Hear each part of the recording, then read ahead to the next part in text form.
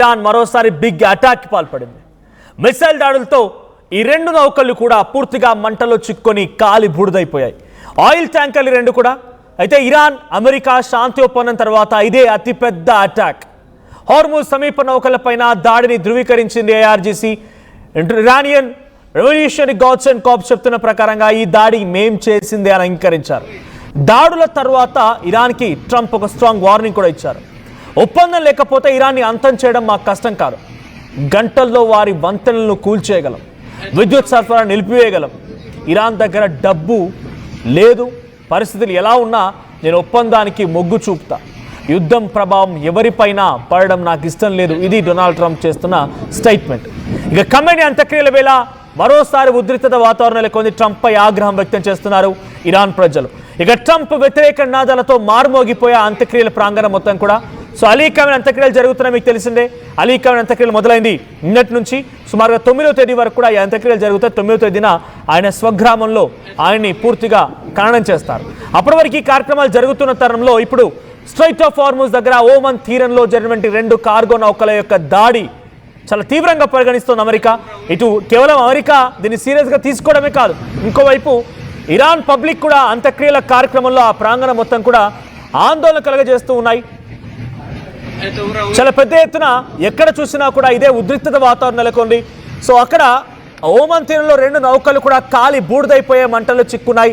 2 మిసైళ్లతో దాడి చేసినటువంటి ఈ సంఘటనతో ఒకసారిగా షాక్ గురి చేసింది. మరి ఆ నౌకలు ఎక్కడికి వెళ్తున్నాయి, ఎటువైపుగా వెళ్తున్నాయని మాత్రం ఇంకా సస్పీషియస్ గానే ఉంది. కానీ ఈ 2 నౌకల్ని కూడా ఇరాన్ టార్గెట్ చేసి మరి పేల్చేసింది. ఇది ఐఆర్జీసీ కూడా కన్ఫర్మ్ చేసింది. ఒకసారి దీనిపై డొనాల్డ్ ట్రంప్ మాట్లాడుకొచ్చారు. ఆయన ఏం మాట్లాడారో చూద్దాం. We can knock out their energy supply, all of those big plants that they built, big, beautiful, modern plants. They had a lot of money. They don't have any money now. We haven't given them any money. But we can knock out their electricity and power generating plants in, I would say, a small part of an afternoon. Every plant will be gone. And they know that. They know that. Close to maybe making a deal. I don't know. We'll make either. Look, we're going to win one way or the other. We're either going to make a deal or we're going to finish the job.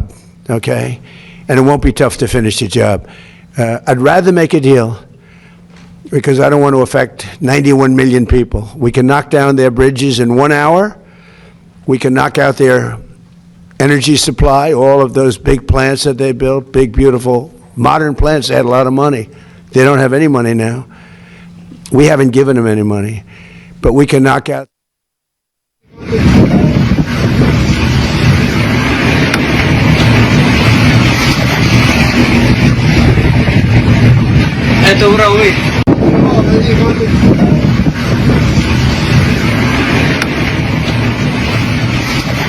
But ఇది Donald Trump చేసిన statement. ఆయన ఏమంటున్నారు? నిజంగా యుద్ధాన్ని కోరుకోవడం లేదు, ఆపాలనే చూస్తున్నాను. యుద్ధం చేయాల్సి వస్తే వాళ్ళ విద్యుత్ కేంద్రాలని, వాళ్ళ దగ్గర ఉన్నటువంటి బిగ్గెస్ట్ సప్లైస్ని, వంతెనల్ని అన్నిటి కూడా కూల్చేయగలం. ఇట్టే క్షణాల్లోనే కూల్చేయగలుగుతాం. కానీ మాకు కావాల్సిన యుద్ధం ఆగిపోవడం.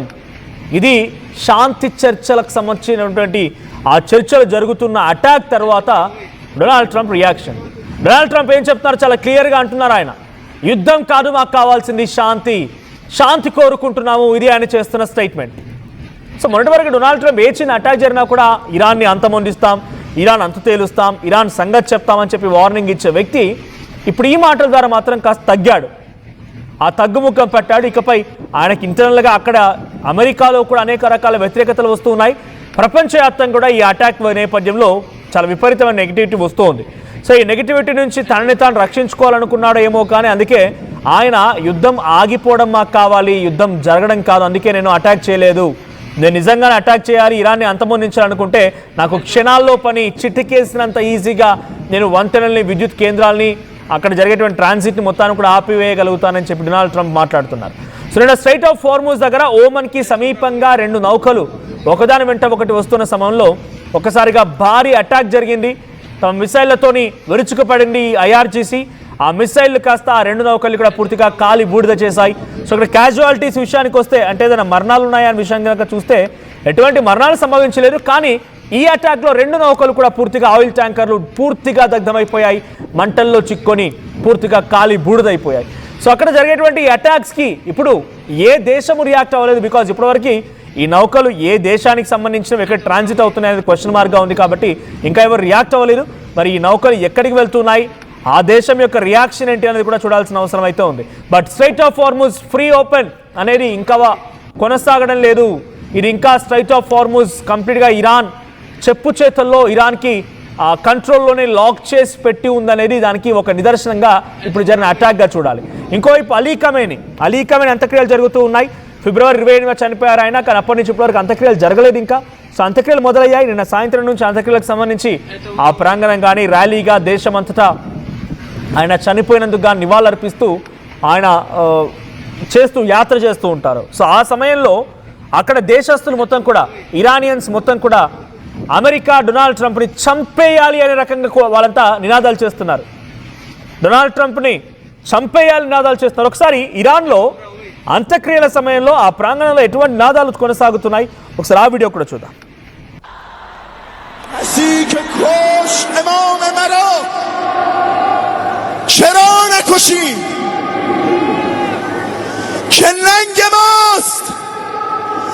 اگر قاتل تو را نکشیم از این به بعد کفن جای جام بر تن ماست قسم به خون تو قتل ترامپ گردن ماست. అలీ ఖమేనీని అంతమొందించిన వాళ్ళు వదిలే ప్రసక్తే లేదు. మా నాయకుడి చావును చూసిన వారి చావును కూడా చూడాల్సిందే. మనం డెఫినెట్గా ఆ రకంగానే మన బాధ్యతగా తీసుకొని ముందుకు వెళ్ళాలి. ఇది వాళ్ళు చేస్తున్న స్టేట్మెంట్స్. సో అలీ ఖమేనీని అంతమొందించినవారు డొనాల్డ్ ట్రంప్. డొనాల్డ్ ట్రంప్ యొక్క చావు చూసేంత వరకు వదిలిపెట్టమనేది ఇరానియన్స్ తన ఆవేదనతో, ఆక్రోశంతో, ఆగ్రహంతో మాట్లాడుతున్న మాటలు అని కూడా. ఇవన్నీ జరుగుతుంది ఎక్కడో కాదు, ఆయన అంత్యక్రియల కార్యక్రమాల్లో వరుసగా ఆ దేశం అంతటా జరుగుతున్న నివాళి కార్యక్రమాల్లో ఈ నినాదాలు కొనసాగుతూ ఉన్నాయి. సో నిజంగానే డొనాల్డ్ ట్రంప్ మీద ఇరాన్ చేయగలుగుతుందా అంటే అంతటి సామర్థ్యం, అంతటి శక్తి సామర్థ్యాలు అయితే ఇరాన్ దగ్గర లేవు. కానీ కార్నర్ మాత్రం చేయగలుగుతుంది. ఎలా కార్నర్ చేస్తోంది? స్ట్రైట్ ఆఫ్ హార్ముజ్ని మొత్తాన్ని తమ కంట్రోల్లో పెట్టుకొని అటువైపుగా నౌకలు రానివ్వకుండా రాకపోకలకు ఇబ్బంది కలిగిస్తూ అందరూ కూడా డొనాల్డ్ ట్రంప్ వైపుగా వేలెత్తి చూపించే విధంగా ఒక కార్నర్ మాత్రం చేయగలుగుతోంది.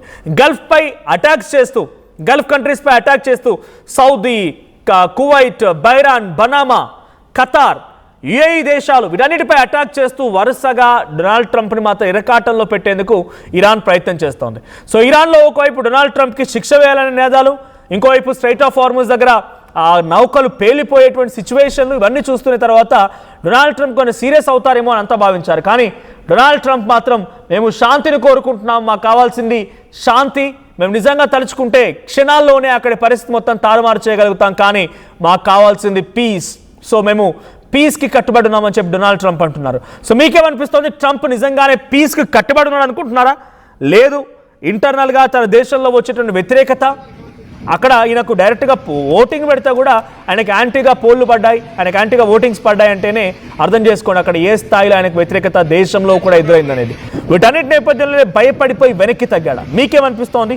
కామెంట్ చేయండి.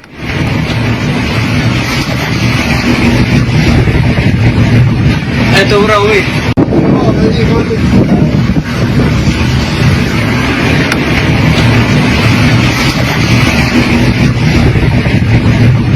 Это уровы.